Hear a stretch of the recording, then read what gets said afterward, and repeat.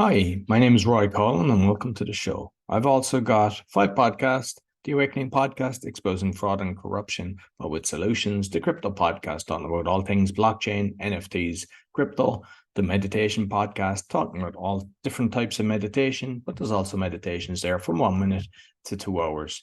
And the other one's the Learn Polish Podcast. So if you're interested in learning Polish, you can do that. And the other one is Speaking with Roy Collin. And I just have guests from around the world talking about either public speaking or also about their book or just general life in general. And you'll find everything on bio.link/podcaster. I'm also a podcasting coach. And you see the QR code there, and it's also on my link as well. And if you're interested in actually going on some podcast shows, I'm helping people doing that. Or if you're interested in sponsorship, you can contact me. And I'd like to thank my sponsor, DanielPacker.com. He helps people with anxiety, stress, and addictions. He's got a 90% success rate, and you only pay if you're successful. So be sure to check him out, DanielPacker.com. I hope you enjoy this week's show. Welcome to the Speaking Podcast. You'll find all our episodes on speakingpodcast.com. My guest today, serial entrepreneur. He spent 100 million on ads while growing DTC brands. He's grew a LinkedIn from 0 to 43,000, and he's got a newsletter that's at 100,000. So you're going to learn a lot from it. Please welcome Nigel Thomas. Thank you so much for having me to the show today, Roy. And before we get started, I just want to say this. I know how hard it is to put podcasts out consistently and how much work goes behind the scenes that whoever's listening to this won't know about. So all I just want to say before we get started is thank you. Thank you for putting in all this time and effort. I have massive respect for you is what I'm trying to say. And you're doing a great thing for the community. Thank you very much for that. Appreciate it. So I suppose let's start off earlier. You got bullied in school. Let's kind of learn your journey. Yeah, for sure. So back in school, I don't know what it's like these days. I'm 32, but we used to play sports together and we had to shower all the guys together in the same place. And I had really bad eczema, a skin condition. And I still remember standing there fully naked in the showers with wounds and scars all over my body. As the other kids laughed at me. They told me how ugly I was. They told me I'd never amount to anything in life. And because of the dryness of my skin, they used to call me Krusty the Clown. I've never felt so humiliated or vulnerable in my entire life, Roy. But deep down, I knew a fire raged within and I had greatness inside of me. And it was only 15 years on, at 26 years old, when I was in the corporate world, that I took a chance on myself when I was walking home from the 9 to 5 one day. And I said, fuck it. I'm done with the life of mediocrity. I'm going to take a bet on myself. I'm going to quit my stable job. I'm going to risk it all. I've got some freelancing clients on a platform called Upwork, and I'm just going to start hustling. And in that moment, for the first time in my life, I took a bet on myself and I felt goddamn alive. And I mean, like, if we go back to the bullying, like, because there was loads of bullying when I was in school as well. The teachers know about it. They do nothing. And it's sad that it could be nipped in the bud immediately. Yeah, it's true. And what you got to realize is those bullies, they're the most insecure people in the world. And what they're actually doing is they're projecting their insecurities onto you. And this doesn't just happen at school. It happens everywhere in life. When you see people complaining about things and you see trolls online, but you put this podcast out and you have some comments of people who don't like what you're talking about. It's interesting when you see it from the perspective of they're sharing all their insecurities, because it's actually a mirror and they're revealing all of their cards, which is quite interesting. And all they're doing is they're projecting their insecurities onto you. And there's this great quote, if you don't know it, from Teddy Roosevelt, which is The Man in the Arena. And it was I think he did a talk I think it was 1914. And it's never been more relevant, Roy, than it has been today. And essentially what it talks about is, in life, it's not the critic who counts. It's the man or woman who's actually in the arena, with the blood, the sweat, and the tears, pursuing something great in life. And even if they fail whilst daring greatly, knowing that they will never rest with those cold or timid souls who neither know the taste of victory nor defeat. So it's not about the people who are trying, they're going after their goals in life. And it is about those people rather. It's not about the people who sit on their couch and point out and criticize because someone's taken a chance on themselves. And I think if more people read that quote, The Man in the Arena, and they took it back and look at themselves in their life, they will go a long way. And for bullying, this is especially impactful because it shows that those people are insecure. And really, if they had an honest conversation with themselves, they'd understand they've got to do a lot of work on themselves. And bullying someone else is not a solution to that answer. Absolutely. And like with the social media, because obviously when you built, build a company, built being an entrepreneur, we're attacked. I mean, if I have 6 podcasts and unless it's really negative, especially the Polish ones, some people say terrible things. I just remove it. I know, or you report the person, but if it's okay, you because it helps with the algorithms. But I know there's a lot of podcasters, and I think it's probably the same in business. They've thrown in the towel because they can't handle that. They basically, instead of listening to the 95% of people that are saying, love what you do, you're helping me, they listen to the 5% or even less. Sometimes it could be 0.1%, but that's what they'll go home with, and they'll start dreaming about that and thinking about that. And I'm just curious with your journey, how you navigate that. I'd rather have haters than not stand up for what I believe in. And the fact that I went through that bullying and all that excruciating pain has toughened my skin. I've realized now, looking back, it was meant to be. I was meant to go through all of that. So I had the perseverance to dig down when the haters come, and the people that I am inspiring through my message, because content works like a filter. You attract the people towards you that believe and share your values, and you filter out the people who don't. And if you actually believe that every single human being is going to resonate with your message, you're completely deluded, because there's a lot of broken people in this world and you can't fix everyone. A lot of people who are bullying others, they've got to fix it internally themselves. But if you don't do anything, you're not getting the message through to the people who do resonate with you and who need to hear that message. In the last three months ago, when I was CEO of Alpha Inbound, and we got an agency from 5K a month to 140K a month, everything from the outside looked great. But internally, I lost the person that believed in me most, Roy, and I was thinking about taking my own life. And in that moment, that dark moment, I said to myself, if I'm not going to continue for me, I'm going to continue for everyone else who deserves a second chance in life. And that's why I've started this new business called David to Goliath. Yes, it's a newsletter. We're building 100,000 people to get on this newsletter in this community in 2024, which is a massive goal. But each one of those 100,000 people represents an individual that wants to conquer their self-doubt and go after their dreams. And I have those demons in my mind, that victim mentality that tells me to stay in bed in the morning, that tells me that I'm not good enough to get on podcasts and speak to great individuals like yourself. And the same victim that nearly took my own life. But now I know I get up, Roy, and I get on these podcasts because there's people out there that need to hear this message. And regardless of all the people who hate on me, the people who tell me that whatever I'm talking about doesn't make sense, I'm not doing it for those people. And like I said, I'd rather have haters than not stand up for what I believe in, because I know there's some people, and I've already seen it from the few newsletters we've sent out, that are going through the struggle, that need to hear this message. And I know that I can literally save human lives by getting on these podcasts and speaking about what I believe in.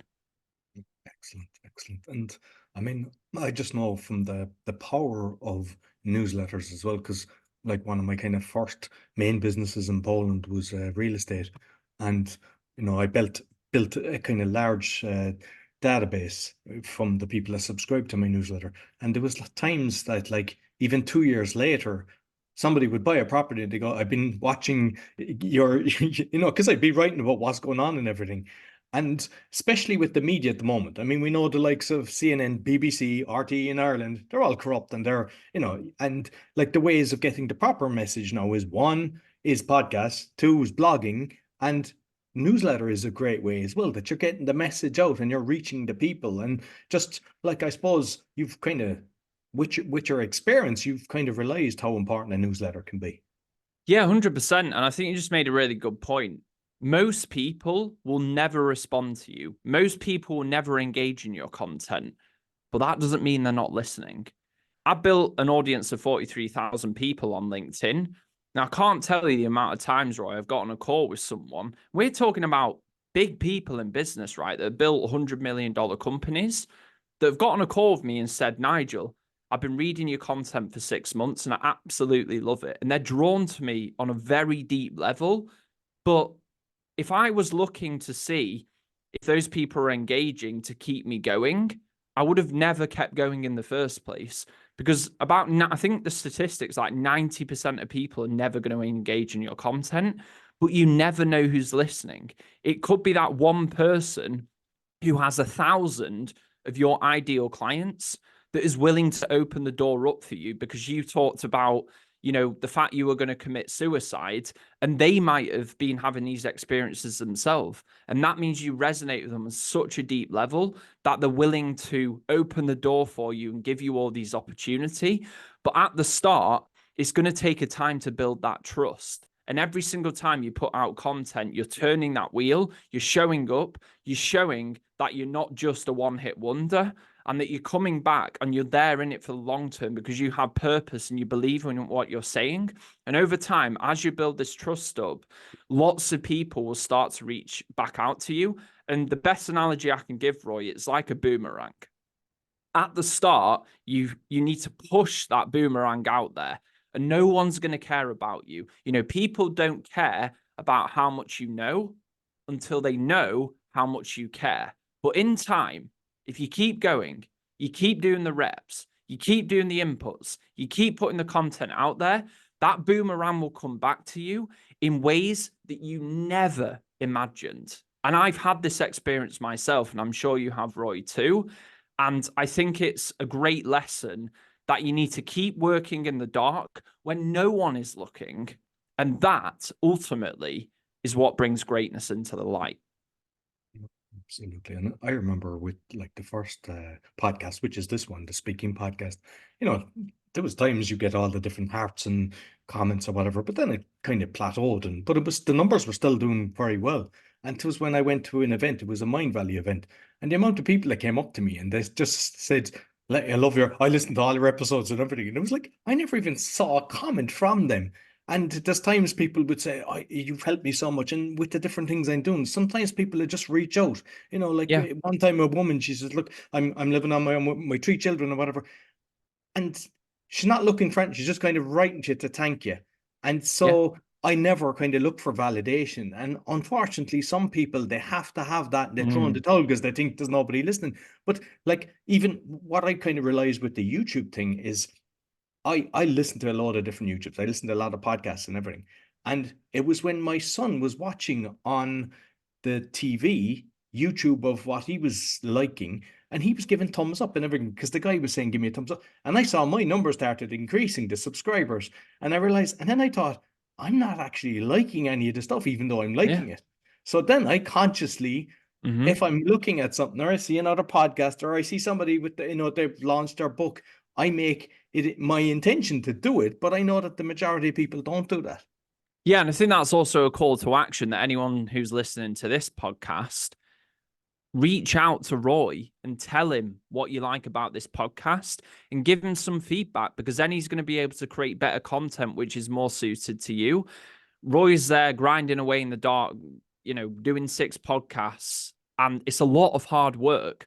And I think it goes such a long way, even just to show a message. If you're not going to buy his product or service, that's fine. And the lights have just gone off. So just give me. Because you were talking about the dark. That's what I was saying. Yeah, we couldn't afford the electricity bill, and both of us are working in the dark.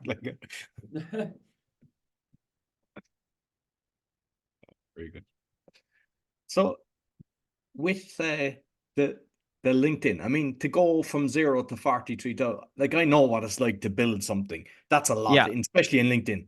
Like, Yeah. because there's a lot of business people listen to this, there's coaches and everything, and they Yeah. know that the value of that. Have you tips that you can give people how to grow their LinkedIn? Yeah. So you're talking about networking events, right? And when you go to a networking event, think about it. You don't walk up to someone and you don't go, "Hey, I've got this great business. We've helped all these people. You're my ideal client. Let's shake hands, done a deal." That's not how it works. That's not how humans work. You walk up to someone, you ask them where they live, you hear some of their stories, you connect with them on a deep level, you share some of your stories, you build some camaraderie, you have a laugh, and then you talk about business, right? But when people go online, they don't seem to transcend that. They don't seem to take that offline personality online. But humans don't change. Humans are still the same. So I think when you're trying to build content, what separated me is I started sharing my personality online. I started sharing not only the stories and how we're helping businesses, I started sharing about my heartbreak. I started sharing about how I'm finding it really tough. And people connected with me on that on such a deep level that I built trust with people. And then they were willing to talk to me and jump on calls with me and talk about business. And I think for a lot of B2B companies, especially, the content they put out there, it's so boring and bland. And there's no, like, sure, someone could see your tips, but they could see that from anyone. It's just good tips. They don't associate it with you. But if you, for example, you had a moment like me when you were thinking about committing suicide and you talked about that, now they see all of your other content, including all the business stuff you talk about and tips and advice through a completely different lens. Because if they went through that experience as a human themselves, they connect with you on such a deep level.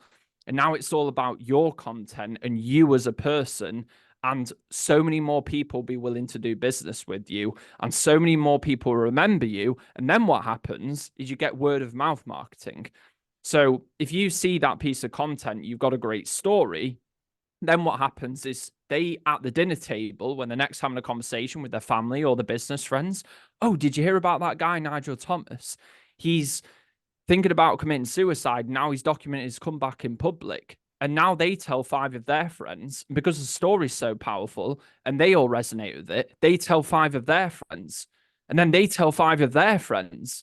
And now all of a sudden you've built a movement and a tribe. And this is how word of mouth marketing works. And I don't think people realize the impact of that. But to get that word of mouth marketing, you need to break through the noise by connecting on such a deep level. And you do that just like you do it offline. You share stories about yourself and you share your whole personality. And then in time, you'll filter those people, kind of bringing back everything we've said here, coming full circle. You'll filter those people towards you, share, and have had those same experiences as a human. And they will be willing not only to open doors with you, they will ride with you until the end. I agree with you because, I mean, from day one, I've never separated them. It's always me, Roy, and everything I'm doing. But a lot of times people, they try to keep one from the other, and you never get to know the person. And they don't actually realize that at the end of the day, you're dealing with the individual, and the individual wants to connect. And how do you connect with somebody? Is by being open and letting them know who you are. Exactly. Whether it's direct to consumer or it's business to business, it's all people to people at the end of the day. And if you know how to connect with other humans, regardless of what platform you build on, my platform of choice has been LinkedIn. It doesn't matter though. Humans are all the same. So you can just take these philosophies and principles, and sure, there's tactics and stuff that go into it, but the foundation is bring your personality online, just like you already do offline, and build a tribe of people that deeply resonate with you. But realize with that boomerang analogy, it's going to take so much time and force at the start. And that's where you need to keep building in the dark. And ultimately, that boomerang will swing back. And with the word of mouth marketing, you'll suddenly have a big explosion. So within the first year of LinkedIn, I was posting every single day, getting no impressions whatsoever. And I built up an audience of about 5,000 followers. In the second year, I went from 5 to 41,000. But it was only possible because I did the work in the first year, if that makes sense. And it was only because I built that trust up and then people started spreading the word. And that will just keep compounding because people think compound interest only applies to money. They're wrong. It literally applies to everything in life, especially when you're building content. So you just need to keep working, keep being consistent, keep building people's trust, keep sharing your personality. And I promise you, if you lean into that with your whole heart, people will resonate and people will follow you. Then all of a sudden, people refer to you as a thought leader. Just regarding kind of outsourcing some of the social media, because Yeah. it's something I don't, I mean, I can do shorts, somebody posting shorts, creating the shorts and stuff like that, but I know that sometimes because your knowledge level, when someone is writing, the person, if you hire somebody, they can't really understand what the message is, and you Yeah. could be losing big opportunities. So I'm just kind of curious on your thoughts on that, and depending on the level of the size of the business as well. Yeah, so I think a lot of people say they like to pass on the blame and complain, right?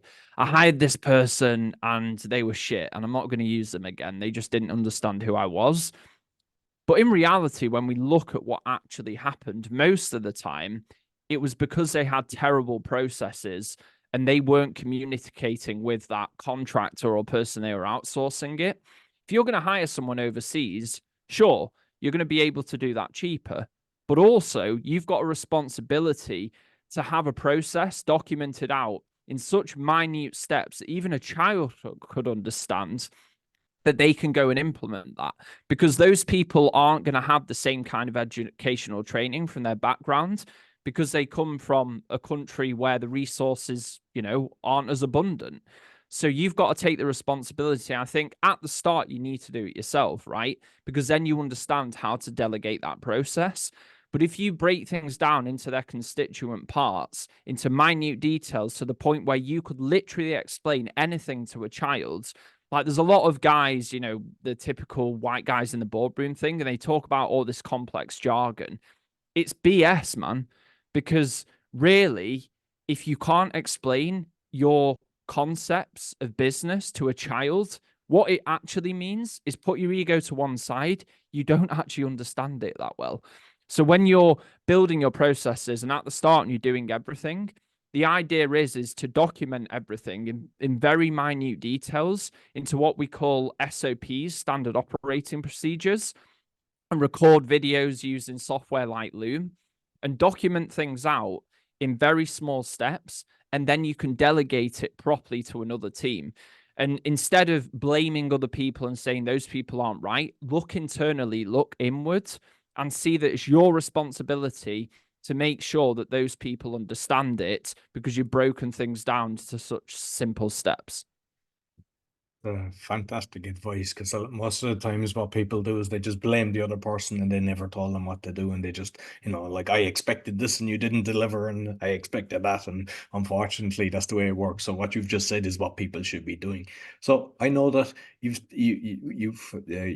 something like 100 million ad spend. So Yeah. I'm curious on that because, like, I know that I've done different ads over the years and I prefer organic when possible because, like, I know the likes of Google, the likes of Facebook, yeah, you can do ads with them, but then Yeah. your organic just disappears, Yeah. and and then the cost per click kind of increases. So, which, Yeah. I mean, that's a massive spend that you've experienced with. Mm-hmm. What have you learned with that? Well, a lot of people don't understand how social media platforms work, right? This is how they work. We've seen the playbook many times, whether it's Facebook, Instagram, LinkedIn, YouTube, Google. These companies, you need to understand how the business model works. They make money by advertising. So at the start, what they need is they need people to advertise to. So how do they do that? They give you a lot of reach organically, so you will come and use the platform. And then what happens is you have some creators that obviously understand how the organic reach works, and they get a lot of big followings on the platform and they draw lots of people in. But ultimately, the end goal is to drop that organic reach, so you have to pay for it. So that means that then these companies can then monetize and make money from advertising. And I think fundamentally people complain about, oh, the algorithms dropped, and they've built their business on the back of all this free organic content. But in reality, the real question is, and the real conversation you need to have is, you didn't actually understand the business model first, and you're on that platform for free as a user. Like that's pretty damn good. You've got all this reach organically.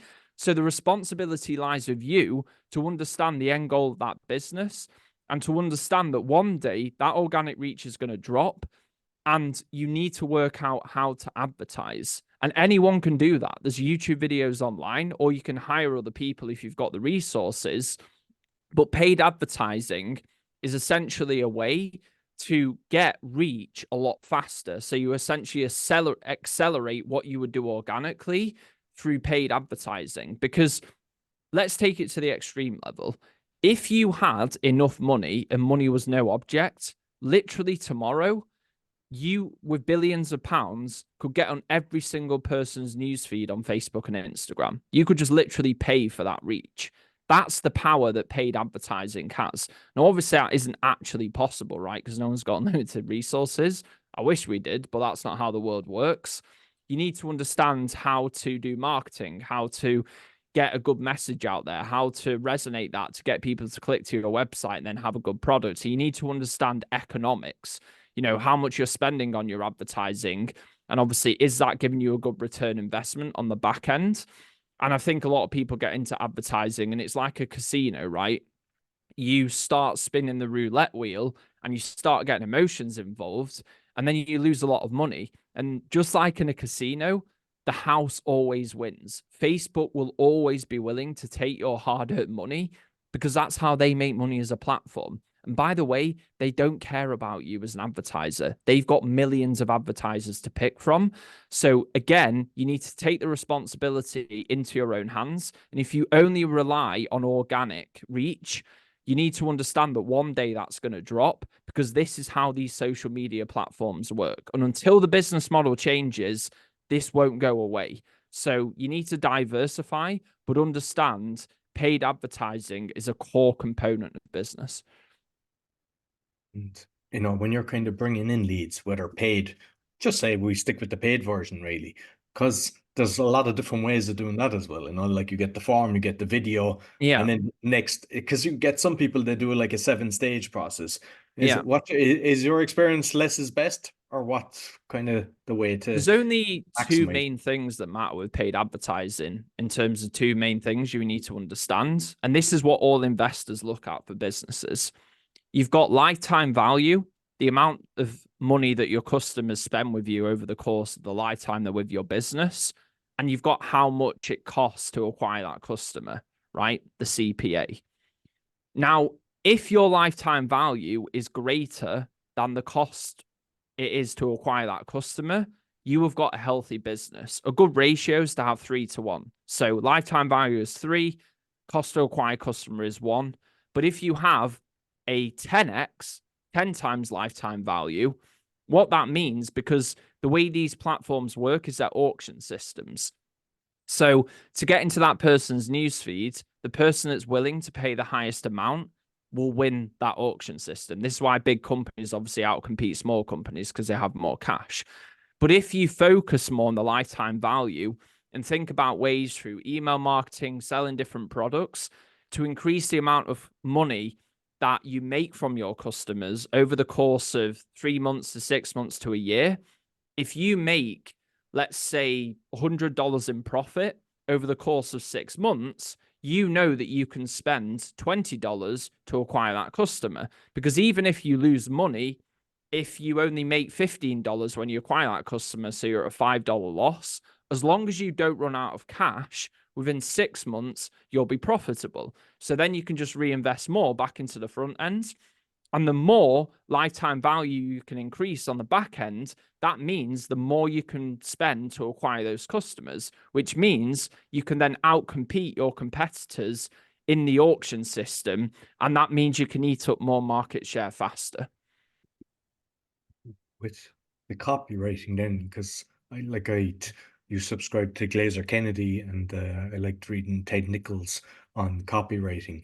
and just the way the titles are and everything. But what I see a lot of, and I know it's kind of been reported that it outperforms, but say $47, $97, Yeah.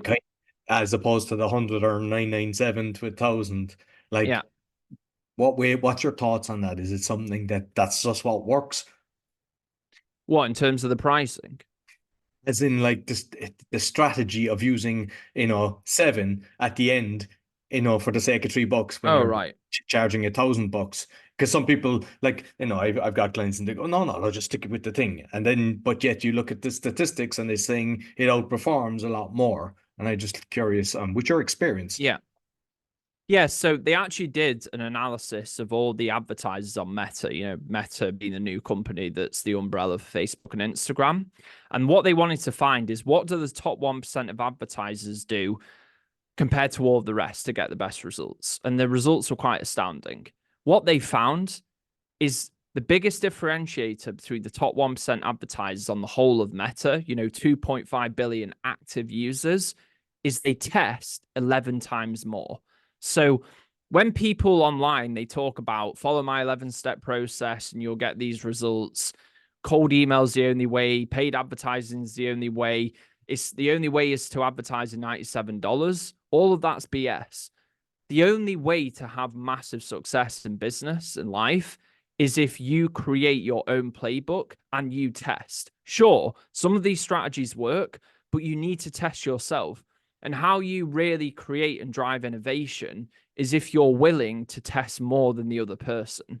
And that's ultimately what happens. So I do think that learning from other people is a way to get ahead, because obviously you learn from their business failures. And that's why joining communities, paying for mentorship is a great way to get ahead. But ultimately, you need to have that testing mindset. You need to be that mad scientist in the kitchen, and you need to split test and record your results. Because if you find something that works because of your testing framework that no one else is doing, now you have a competitive advantage. Whereas if you buy a course from someone and 10,000 people are all also implementing that strategy, you're going to have market saturation and you're not going to be able to outcompete these people, and you're going to have no moat for your business. The real way to get moat for your business and have a massive competitive advantage is if you relentlessly test, you record your results, you listen to feedback, and you refine your offers, and then obviously you create your own playbook. Is there a kind of amount that you think?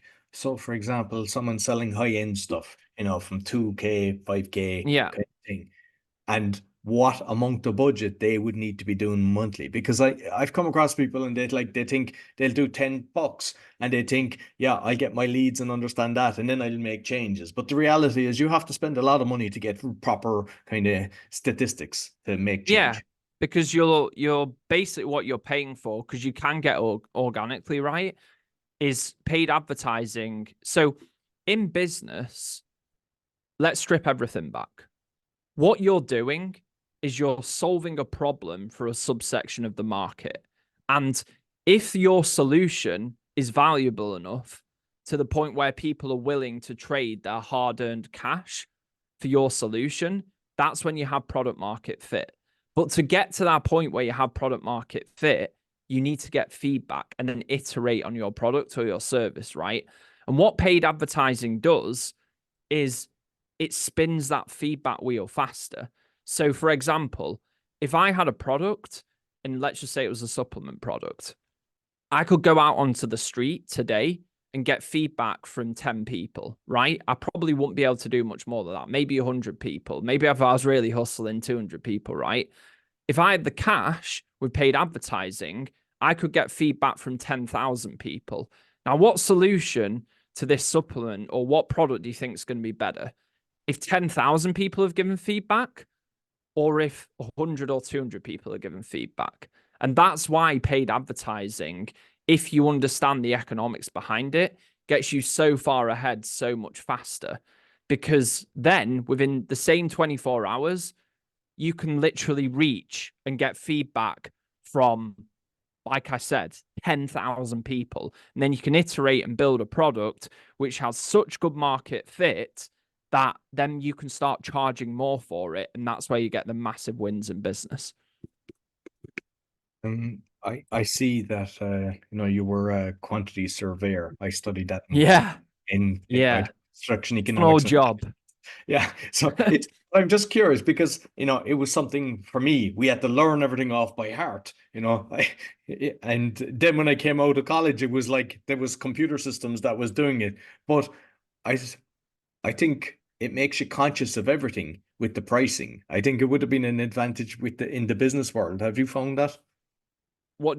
Oh, you mean understand? With being quantity surveying, Yeah. because you're conscious of every single thing. They count screws, they count nuts, they count the Yeah. whole shebang. Yeah. And but in reality, when you do that in business, when you watch the pennies, the Mhm. pounds are looking after themselves.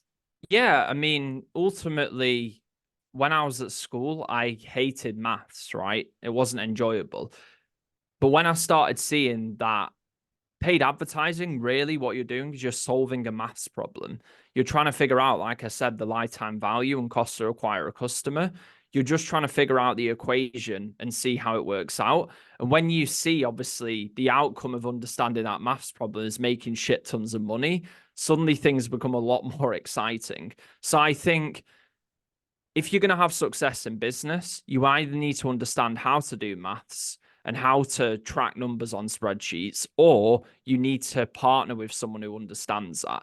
If you don't, you will never, ever be able to build a successful business. So, yeah, you need to track everything.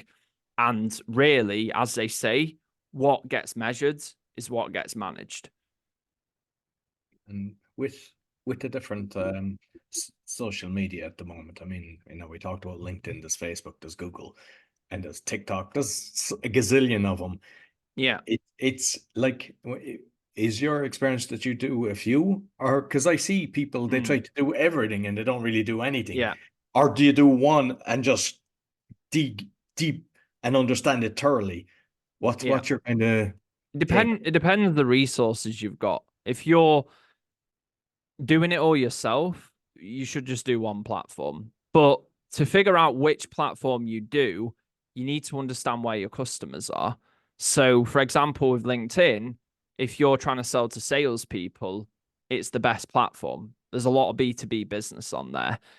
But if you're trying to sell a beauty product, for example, that's going to be better on Instagram, right? Because it's more of a lifestyle product.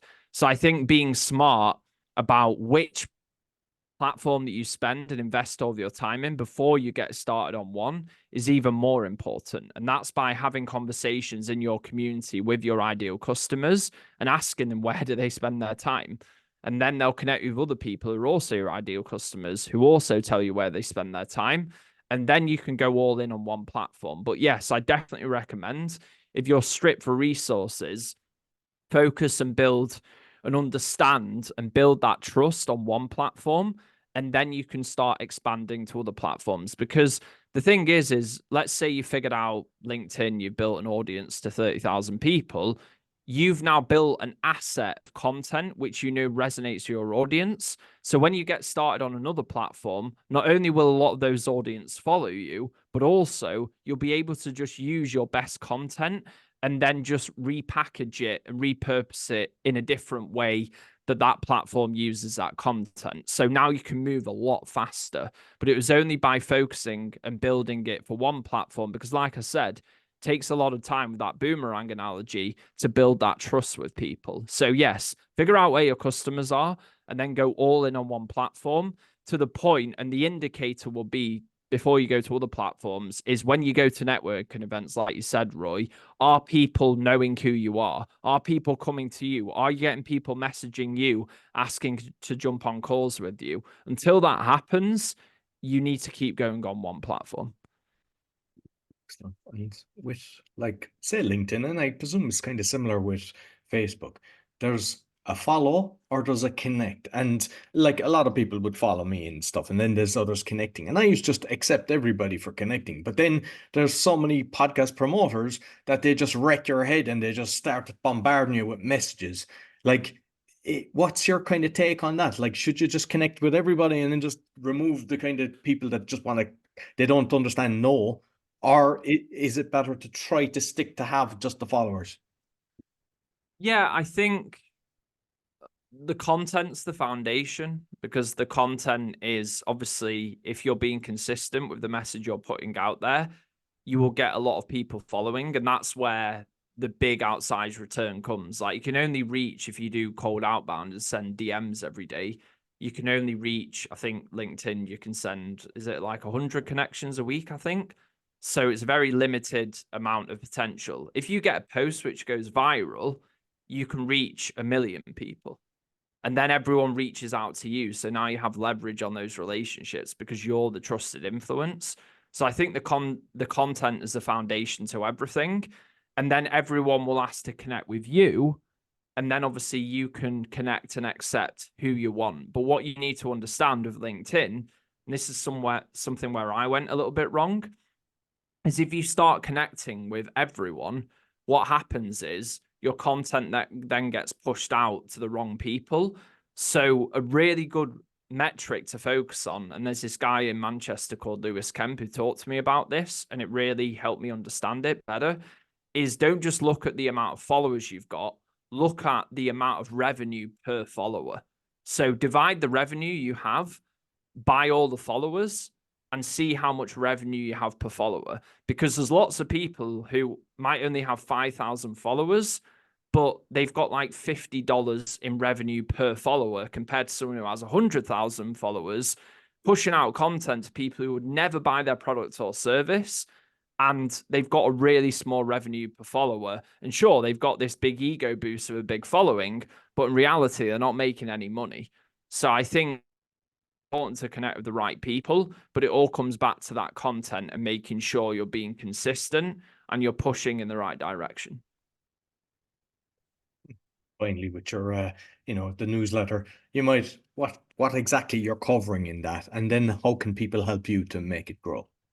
Yeah, for sure. So, David to Goliath, the reason why David beat Goliath is because he had that belief transferred to him. And with a slingshot and a few pebbles, he had the self-belief to go and conquer and defeat the giant, a task which at the time seemed impossible. That's why it's the greatest underdog story ever told. And I, like I said, was thinking about taking my own life a few months ago. And I had someone who believed in me unconditionally, which made me able to conquer my self-doubt to go and build these businesses. So now I'm rebuilding in public, building 100,000 person community in 2024 in a newsletter to pass on that self-belief to other people conquering their self-doubt. So it might be entrepreneurs, but it might just be other people who have those inner demons in their head that want to achieve more in life. And me, by documenting my journey, every Tuesday, I talk about how I'm building this community and sharing not just the good, but also the bad and the damn right ugly. And then on Thursdays, I'm interviewing some of the best leaders of our generation, some of the best underdog stories. So we just interviewed Sean Riley that took his company, Dude Wipes, from 0 to 100 million in 6 years, selling wet wipes. He made toilet paper sexy. So what's your excuse?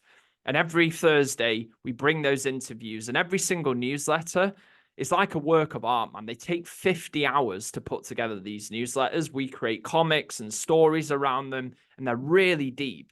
And we're doing that because we are pushing that boomerang, because we know our message is so important to inspire people that are about to give up on life to keep going and believe in themselves that great things are possible by taking that leap of faith and jumping into the unknown. Just how I've quit my, comfortable job as CEO of Alpha Inbound, having a 6-figure salary with not that much savings in the bank account to just go and build this thing, because I need to show other people that not only am I spreading this message, I'm taking relentless action. And even though I have doubts that I'll be able to build this newsletter to 100,000 people in 2024, I'm daring greatly, and I'm documenting in the pain and in the struggle to inspire other people to go and do the same. So davidtogoliath.com is the domain where you can subscribe for free, by the way. We're putting the best free content out in the game. And it's also Nigel Thomas on LinkedIn. If you want to reach out and connect to me, and